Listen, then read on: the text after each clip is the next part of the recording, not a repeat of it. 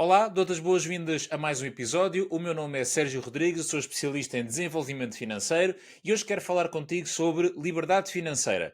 É um tema que cada vez se tem ouvido falar mais, a questão do FIRE, da liberdade financeira, da reforma antecipada, dessas coisas todas.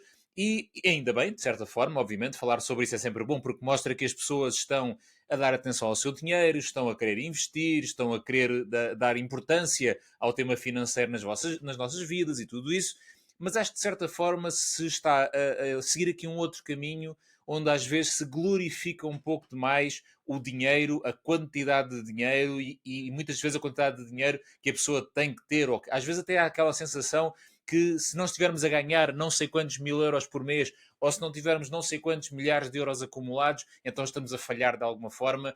E é um pouco sobre isso que eu quero partilhar aqui a minha visão. O tema da liberdade financeira é um tema que a mim me diz bastante, obviamente, é uma coisa que me agrada atingir e, obviamente, estou a fazer o meu melhor para isso, mas eu gostava de dar aqui um pequeno twist, usando a expressão em inglês, ah, que é a liberdade financeira talvez não seja o objetivo. Ou pelo menos na minha opinião, a liberdade financeira não é o objetivo. A liberdade financeira é uma forma ou uma ferramenta, como quiser chamar, de atingirmos realmente o nosso objetivo. E qual é que eu acho que é, na maioria dos casos e na maioria das situações, para a maioria das pessoas, o real objetivo é a liberdade de tempo. É a liberdade de podermos fazer aquilo que nós quisermos, quando nós quisermos, sem termos o dinheiro enquanto fator limitante dessas nossas decisões, ok?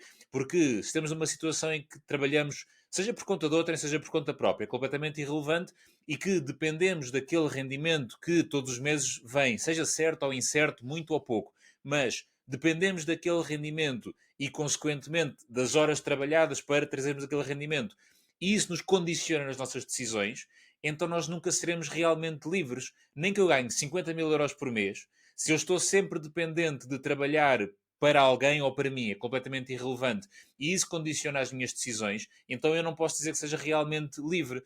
E por isso, eu acho que no final de contas, a liberdade financeira não é realmente o objetivo. O objetivo não é termos 1 milhão de euros acumulados, ou não é ter 20 mil euros de rendimento passivo que nos permite ter essa tal liberdade financeira. Eu acho que realmente o objetivo é a liberdade de tempo. E com isso a liberdade de escolha, a liberdade de atitudes e toda a liberdade que vem agarrada a isso. Eu acho que se calhar aqui neste ponto que alguns de nós, e este é o desafio para ti também para pensares, qual é o teu objetivo? Qual é que foi o objetivo que tu definiste? É ter um determinado património acumulado, ter um determinado rendimento tendencialmente passivo por causa da questão da liberdade, ou é a liberdade de tempo, a liberdade de escolha, a liberdade de possibilidades que vem a seguir? E de que forma é que então o dinheiro se comporta? O dinheiro é o objetivo ou o dinheiro é apenas, com umas devidas aspas, obviamente, a ferramenta que te permite chegar ao real objetivo que é a liberdade de tempo? E eu acho que quando começamos a pensar nisto, alguma coisa muda das nossas cabeças.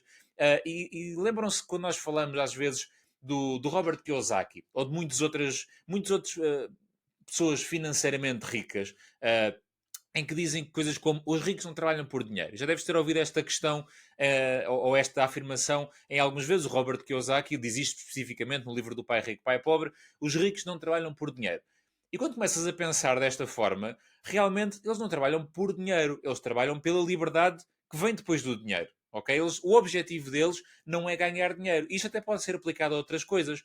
Muitas vezes que eu digo que trabalhar por dinheiro até nem faz muito sentido, e o que devemos trabalhar é por impacto, é trabalhar por acrescentar valor. Depois vai depender, obviamente, daquilo que depois cada um fizer da vida, obviamente. E que uma coisa que eu aprendi aqui há uns 3 anos, sensivelmente, e que desde que eu aprendi isso me fez muito sentido e os meus resultados mudaram, é que o dinheiro é uma consequência inevitável de fazermos as coisas certas. Ou seja, o dinheiro, olha o início, o dinheiro é uma consequência. O dinheiro não é o objetivo.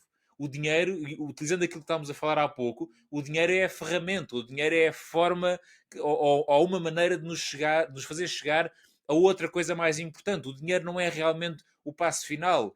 O dinheiro é um passo intermédio que está aqui no meio e que, de certa forma, é então esta consequência inevitável de acrescentarmos de valor, fazermos um bom trabalho, de sermos boas pessoas, de darmos, de contribuirmos, de sermos bons profissionais, e o dinheiro é uma consequência disso, e ao mesmo tempo o dinheiro é a ferramenta que nos permite outras coisas que vêm a seguir e que são realmente mais importantes. Porque não vamos aqui entrar em discussões filosóficas, porque às vezes acho que esta coisa do o dinheiro não é um objetivo, serve para nos desculparmos e dizer aquelas coisas que nós todos ouvimos como o que realmente importa é a saúde, o que realmente importa é a família, o que realmente importa é o bem-estar. Certo, ok? Sabemos isso tudo, já falámos sobre isso noutras ocasiões, isso é tudo verdade. Mas realmente o dinheiro, enquanto passo intermédio, chamemos-lhe assim, enquanto ferramenta para criar tudo isto, é realmente importante. Ou seja, o ter dinheiro por si não é o objetivo. O ter dinheiro é o objetivo no sentido de termos a ferramenta que nos vai ajudar, que nos vai potenciar todos os outros objetivos que são realmente muito mais importantes.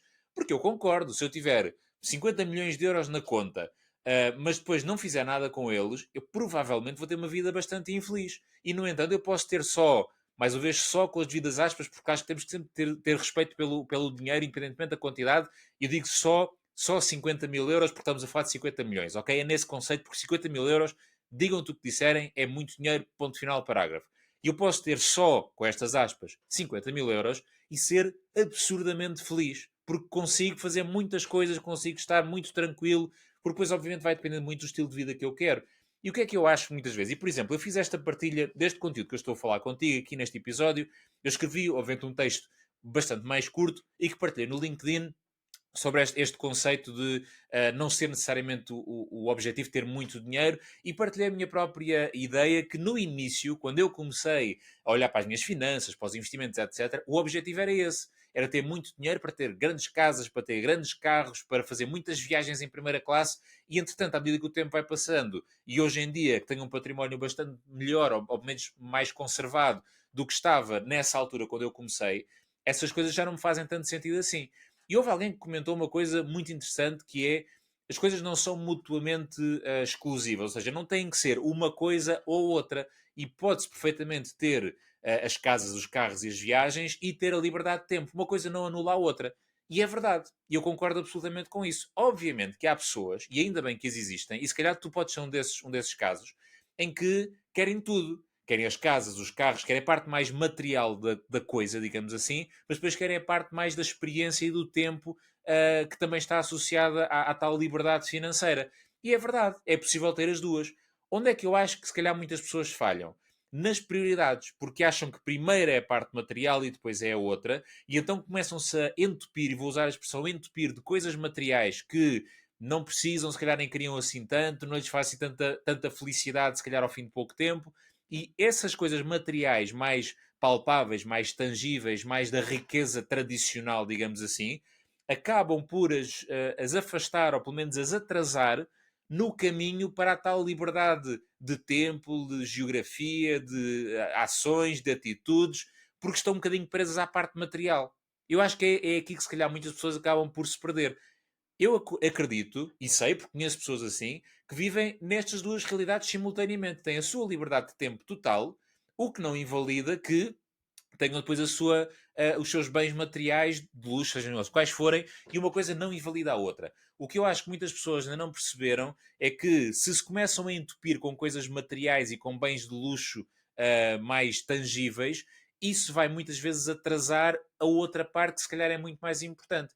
Eu há uns tempos dei uma palestra na FNAC, uma FNAC Talk, onde dei este exemplo, que é, se eu comprar, vamos imaginar que eu tenho um ordenado de 1000 euros. Uma questão de simplificação de contas, eu uso sempre o valor de 1000 euros.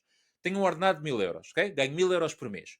E opto por comprar uma televisão de 1000 euros que eu não precisava. Simplesmente tinha uma, quis melhorar e comprei uma televisão de 1000 euros que não precisava. O que é que aconteceu? Eu basicamente hipotequei mais um mês da minha vida, ok? Porque eu tenho o ordenado de um mês que foi utilizado para comprar uma coisa que eu não precisava. Se eu multiplicar isto para carros de 50 mil euros ou para casas de 400 mil euros, o que eu basicamente estou a fazer nessa altura é empurrar a minha liberdade um mês de cada vez mais para a frente. Okay? Por cada 1000 euros de compra não necessária, eu estou a empurrar a minha liberdade mais um mês para a frente. Quer isto dizer que agora vamos todos viver para a caverna e não gastar dinheiro nenhum? Obviamente que não. E se já segues aqui o meu trabalho, sabes que eu defendo uma abordagem ponderada, moderada ao dinheiro, porque acho que a vida tem que ser vivida agora, mas tem que ser preparada para o futuro e tem que haver um equilíbrio entre as duas coisas. Agora, a minha questão é, quanto dinheiro é que estás a gastar que não precisas. E eu posso dar um exemplo, e dei o exemplo da televisão, e por isso posso falar com alguma propriedade. A televisão que eu tenho atualmente tem 10 anos. Eu comprei-a quando saí de casa dos meus pais e fui morar para a minha primeira casa. Isto foi em 2014. E eu estou a gravar isto em 2024. Ok? Em 10 anos. Há televisões melhores agora? Há televisões com mais funcionalidades? Claro que sim, com melhor qualidade de imagem, melhor som, etc. Mas qual é a diferença que aquilo me faz? Eu vejo pouquíssima televisão. No meu caso em concreto, ok? Eu estou a falar da televisão como um exemplo, depois tu podes adaptar isto à tua realidade. Uma televisão com 10 anos, que tem o tamanho que eu necessito, tem a qualidade de imagem boa, funciona perfeitamente, nunca teve uma única avaria nestes 10 anos. Por que raio é que eu havia de trocar aquela televisão? E podia, felizmente, não era por aí ir gastar mais 1000 euros ou 2000 euros numa televisão nova. Até podia. Mas para quê? O que é que isso vai fazer de bom? E quem diz telemóveis, quem diz televisões, desculpa, diz telemóveis, diz eletrodomésticos, diz outra coisa qualquer que seja material, ok? A única, às vezes, exceção que eu posso identificar é em casas e carros, carros por uma perspectiva de segurança, principalmente quando temos família, os carros mais recentes sabemos que obviamente são mais seguros, são também muitas vezes mais eficientes em termos de combustível, isso traz alguma poupança, e por isso, na parte dos carros, com alguma peso e medida, às vezes faz sentido trocar com mais regularidade, ok? E mesmo assim tenho dúvidas, porque há sempre uma desvalorização brutal, e se calhar um carro de 2012 e um carro de 2016 se calhar não são assim tão diferentes em termos de tecnologia e de segurança, e o preço será diferente. Obviamente que um carro de 2012 para um carro de 1992, se calhar a conversa já é um bocadinho diferente e por isso há que haver aqui este equilíbrio, ok? Nos carros, principalmente carros muito antigos, a coisa pode fazer diferença, ok? Carros sejam mais recentes, já tenho mais dúvidas. Nas casas, é a questão de se adaptar ao estilo de vida que temos, à dimensão da nossa família, do espaço que precisamos, e ainda assim vejo pessoas a comprar casas muito maiores do que precisam, depois ficam com quartos ou para meter tralha ou vazios que depois acabam por não utilizar, e aí já começa a haver algumas dúvidas. Eu estou a pagar uma casa que é muito maior do que eu preciso e estou só a gastar dinheiro, não só na prestação ao banco ou na renda, mas também nos impostos, nos seguros, naquelas coisas todas, ok? E por isso as casas e os carros podem eventualmente sofrer uma exceção e eu precisar de trocar, precisar com algumas aspas, e acho que ficou claro o que eu quero dizer, trocar com mais regularidade por estas questões. Tudo o resto, provavelmente, não é preciso trocar assim de tão pouco em tão pouco tempo, mas é aí que muitas pessoas acabam por ficar presas e simplesmente a sua liberdade financeira, que já percebemos que depois não é realmente o objetivo, simplesmente vai-se atrasando por causa disto, ok? Naturalmente, e se já segues o meu trabalho, sabes que eu gosto de ser muito ponderado e muito realista, isto não funciona para toda a gente. Pessoas que ganham o ordenado mínimo em Portugal com as despesas médias, a conversa é um bocadinho diferente, ok? Mas aqui o desafio que fica sempre a pensar é o que é uma necessidade, o que é um desejo. E eu acho que muitas pessoas agarram-se a duas coisas. Primeiro, a sua felicidade fica muito agarrada a coisas que não precisam realmente, ok? Há pessoas a identificar necessidades que não são, ok? E se fizesse esta mudança e conseguissem perceber que realmente algumas necessidades não são necessidades, mas sim desejos, a coisa muda. E eu acho que é aí que a infelicidade de muitas pessoas começa, é por acharem que precisam de muito mais do que realmente precisam. Vamos ser muito honestos. A maioria de nós não precisa assim tanto para ser feliz, ok? Materialmente falando, é isso que eu estou a dizer. Não precisamos de uma casa com 10 quartos, não precisamos de um carro topo de gama, não precisamos de ir de férias para o estrangeiro 3 vezes por ano. Queremos fazer isso. Ótimo, impecável, nada contra. Não ligarmos a nossa felicidade a uma coisa de necessidade destas coisas. Elas não são necessidade. O que é que eu preciso? Preciso de um sítio seguro para morar, ok? Preciso de ter conforto para mim e para a minha família, preciso de dinheiro para pôr a comida do supermercado na mesa. No limite, eu nem sequer preciso de ir almoçar e jantar fora vez nenhuma. Não preciso. Eu preciso de comer. Não preciso de ir ao restaurante e preciso de uma forma de me transportar para o meu trabalho, de levar os miúdos à escola e coisas do género e pouco mais. Eu não preciso de tanta coisa assim material, mas acho que muitas pessoas ficam na infelicidade porque acham que precisam de muito mais do que realmente precisam. E por isso, juntando isto tudo, o meu desafio para ti é pensares, primeiro, o que é a liberdade financeira para ti? É o objetivo ou é o caminho inevitável, digamos assim, para um objetivo maior?